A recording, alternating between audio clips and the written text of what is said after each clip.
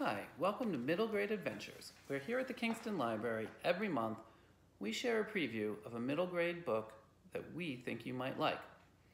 This month, we're going to be looking at The Ogress and the Orphans by Kelly Barnhill.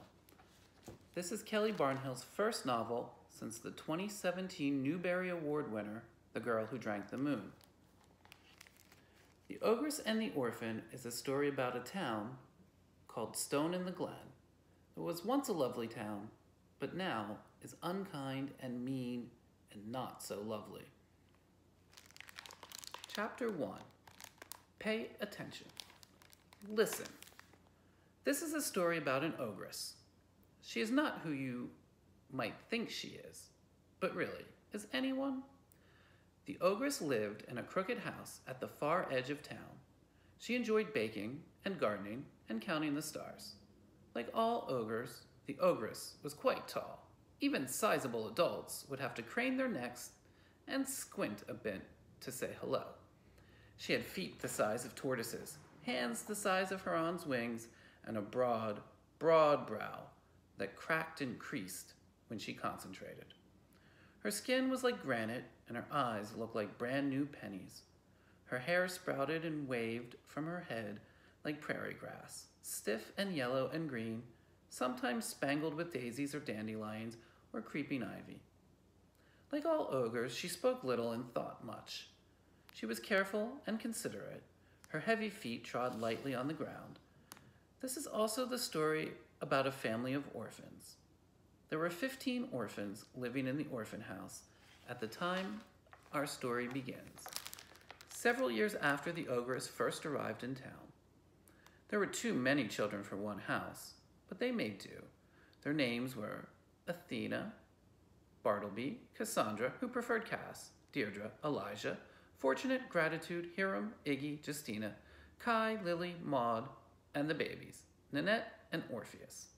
They were good children, these orphans, studious and hardworking and kind, and they loved one another dearly, ever so much more than they loved themselves. The ogress, too, was hardworking and kind and generous. She also loved others more than she loved herself. This can be a problem, of course, sometimes, but it can also be a solution.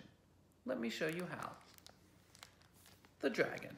This is also a story about a dragon. I do not like to talk about him much. I don't even like to think about him. I should clarify.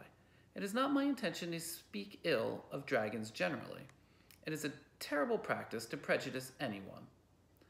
But the ogres or orphans or dragons or nosy neighbors or assistant principals or people with unusual manners, it is important always to treat everyone with compassion and respect.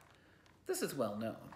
As for dragons in particular, they are diverse in their dispositions as any other creature. I, myself, have encountered dragons of every personality type. Shy, gregarious, lazy, fastidious, self-centered, big-hearted, enthusiastic, and brave. But this dragon, I'm sorry to say, was none of those things. This dragon was greedy, perfidious, and indifferent. He felt no remorse, and he had not been redeemed. He delighted in discord and sowed acrimony wherever he went. These are all large words, and I apologize for them, but my feelings about this dragon are large. Listen, I would like nothing more than to tell you that every person, human, dragon, or any other kind of creature, is fundamentally good. But I can't tell you that, because it is not in my nature to lie. Everyone starts fundamentally good, in my experience, and nearly everyone stays mostly good, for the most part. But some, well, they choose to do bad things. No one knows why. And then a small number of those choose to stay bad. I wish it weren't true, but it's best you know this now, at the beginning of this book. Every story has a villain after all, and every villain has a story. If this sounds appealing to you, it is available here at the Kingston Library, as is The Girl Who Drank the Moon.